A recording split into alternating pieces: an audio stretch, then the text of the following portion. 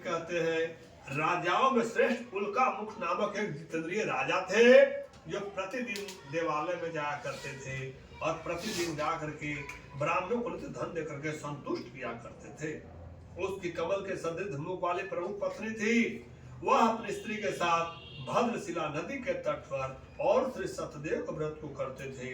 उसी समय वहां पर एक बनिया आया और वाणिज्य के लिए बहुत धन से भरपूर नाव नदी के तीर पर लगाकर तट पर उतर गया। वह राजा को व्रत करते हुए देख करके नम्रता से पूछने लगा। साधु बोले कि हे राजन, आप यह क्या करते हैं? वह हमसे भक्ति पूर्वक कहिए, सुनने की इच्छा है। राजा बोले कि हे साधु, यह अति तेजस्वी विष्णु भगवान का पूजन है, जो अपने बांधव के साथ पुत्र की प्राप्ति की इच्छा से किया जाता है।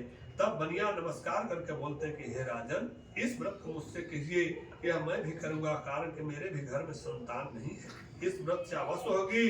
वह व्रत की विधि जानकर अपने घर में आकर अपनी स्त्री से संतान पर व्रत कहा और यह संकल्प किया कि जब मेरे घर में संतान की उत्पत्ति होगी तो मैं अवश्य ही श्री सत्यनारायण के व्रत को करूंगा।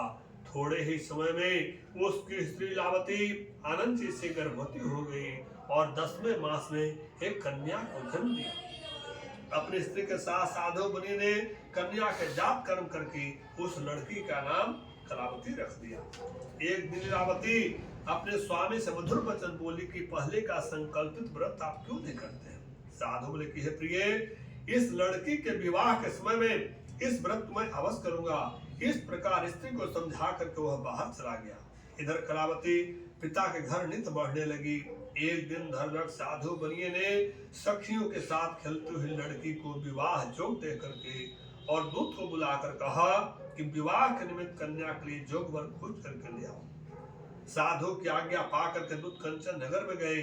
उस नगर से एक वाणिक पुत्र के लेकर साधु के पास आए और उसने सुंदर गुणयुक्त लड़के को देख करके जाति भाषा प्रसन्न से विधान पूर्वक अपनी कन्या का उस वाणिक पुत्र के साथ विवाह कर दिया। लेकिन अभाग्यवश विवाह के समय साधु व्रत को भूल गया। पुनः फिर भगवान क्रोधित हो जाते हैं और कुछ दिन के बाद निज कर्मती चतुर साहूकार व्यापार की इच्छा से जब दामाद को लेकर के जा रहे थे तो भगवान श्राप दे देते हैं, तेरे ऊपर बड़ा भारी दुख पड़ेगा। उसी दिन चोर ने राजा के धन को चुराकर अपने पीछे देख साधु की दिशा को चले। दौड़ते राजा के दूत को आते देखकर डर कर धन के यहीं रखकर छिप गए। राजा के दूत ने साधु के निकट आकर के राजा के धन के देखा तो साधु को बांध कर आनंद चित्त होकर के राजा के निकट ले जाकर बोले कि हे राजन, हम 2 चोर को देकर आज्ञा दीजिए। राजा ने बिना सोचे विचारे हुए और ससुर दामाद दोनों को जेल खाने बंद कर दिए। प्रेम से बोलिए चतुर्थो अध्याय श्री सत्य